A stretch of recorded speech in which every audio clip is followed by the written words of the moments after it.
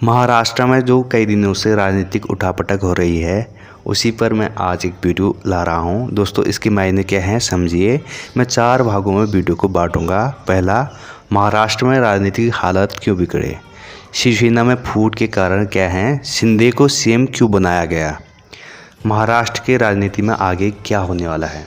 दोस्तों, अब पहले पॉइंट पर बात करते हैं, महाराष्ट्र में राजनीतिक हालत क्यों बिगड़े। तो आपको पता होगा, महाराष्ट्र में गठबंधन वाली सरकार थी, कांग्रेस, एनसीपी और शिवसेना की। इनके अलायंस का नाम था महाविकास अघाड़ी। तो दोस्तों, महाविकास अघाड़ी की सरकार में कांग्रेस और एनसीपी का दबदबा ज़्यादा था, ऐसा बताया जा रहा है। यही रीज़न है कि वहाँ की सरकार गिरी, क्योंकि शिवसेना का सीएम होने के बाद भी उसका दबदबा सरकार में नहीं था। जो भी डिसीजन लेने थे वो सारे एनसीपी ले रही थी। बताया जा रहा है शरद पवार किंग मेकर की भूमिका निभा रहे थे। जो काम पहले शिवसेना करती थी किंग मेकर का, वही काम आज शरद पवार कर रहे थे। तो इससे जो शिवसेना के मंत्री विधायक थे वो नाराज़ हो गए थे। उनको बजट कम मिल रहा था, उनकी हमेशा अनदेखी हो रही थी, उनके क्षेत्र में विकास भी नहीं हो पा रहा था। जितना भी बजट था कांग्रेस और एनसीपी के मंत्री खा जाते थे पहले ही, और शिवसेना के हाथ कुछ नहीं लगता था। जो मलाईदार मंत्रालय थे वो सारे कांग्रेस और एनसीपी के पास थे। चाहे सेकंड पॉइंट, शिवसेना में फूट के क्या रीजन थे। दोस्तों, शिवसेना में फूट के मेन रीजन थे, शिवसेना के जो प्रमुख थे उद्धव ठाकरे, उनका अपने कार्यकर्ताओं, विधायकों, सांसदों और मंत्रियों से कनेक्ट अप कट गया था। वो पिछले 2 साल से किसी भी विधायक से मिलते भी नहीं थे। कार्यकर्ताओं का तो अलग बात है, मंत्री से भी नहीं मिलते थे। वो उनके कितने भी खास मंत्री विधायक थे, उनसे वो मिलना पसंद नहीं करते थे, जो कि एनसीपी और कांग्रेस के लोगों से वो लगातार मिल रहे थे। इसी वजह से शिवसेना में टूट पड़ी और शिवसेना में फूट होगी। और दूसरा रीज़न बताया जा रहा है, जो एकनाथ शिंदे थे वो इससे पहले सेकंड नंबर के माने जाते थे शिवसेना में।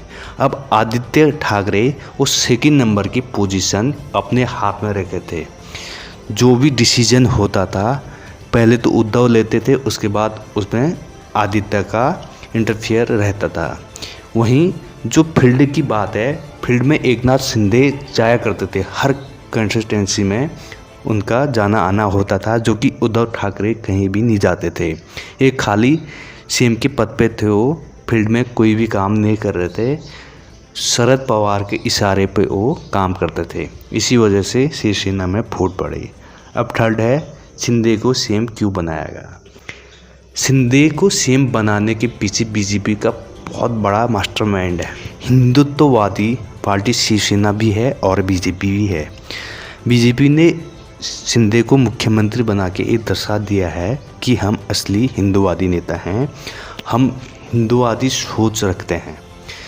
इससे ये फ़ायदा होगा, महाराष्ट्र में जो अगले चुनाव होंगे उससे बीजेपी पूर्ण बहुमत से सरकार बना लेगी।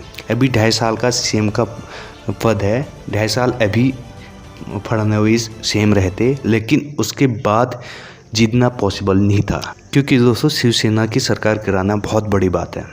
शिवसेना महाराष्ट्र की नंबर 1 पार्टी मानी जाती है, चाहे उसकी सीटें कम भी हो, लेकिन उसका दबदबा महाराष्ट्र में है। बीजेपी शिवसेना की वजह से ही महाराष्ट्र में स्टेबल हुई है।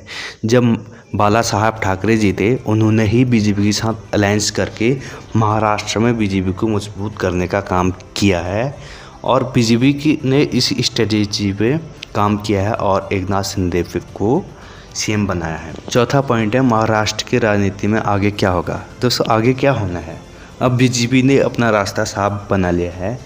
आगे अगले चुनाव जो 24 में होगा उसमें बीजेपी जीत जाएगी, क्योंकि दोस्तों उसने एक मास्टर स्ट्रोक खेला है, जिससे कांग्रेस, शिवसेना और उद्धव तीनों पस्त हो गए हैं। क्योंकि दोस्तों शिंदे को बीजेपी ने सीएम बनाया है। सीएम बनाने की वजह है, आगे बीजेपी को महाराष्ट्र में अपना जो ऑर्गेनाइजेशन है उसको फैलाना है।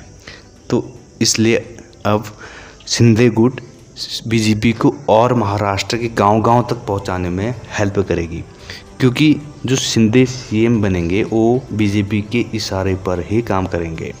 हो सकता है आगे शिवसेना के दोनों गुट एक हो सकते हैं, लेकिन अभी पॉसिबल नहीं लग रहा है। लगता है शिंदे असली शिवसेना के लिए दावा करेंगे कि असली शिवसेना मैं हूँ, मेरे साथ विधायक ज़्यादा हैं, मेरे साथ 5-6 सांसद हैं, मेरे साथ पार्टी के इतने पदाधिकारी हैं, तो मुझे असली शिवसेना माना जाए और उद्धव की शिवसेना सेकंड शिवसेना हो जाएगी, उसका दूसरा गुट हो जाएगा।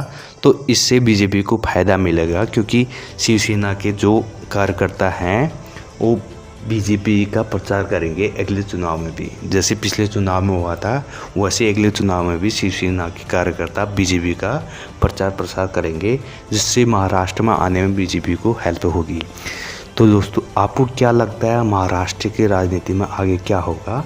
तो मुझे कमेंट करके बताएं। आपको वीडियो पसंद आई हो तो इसको लाइक करें, अपने दोस्तों के साथ इसको शेयर करें और ऐसी वीडियो देखने के लिए हमारे चैनल को सब्सक्राइब जरूर करें। धन्यवाद।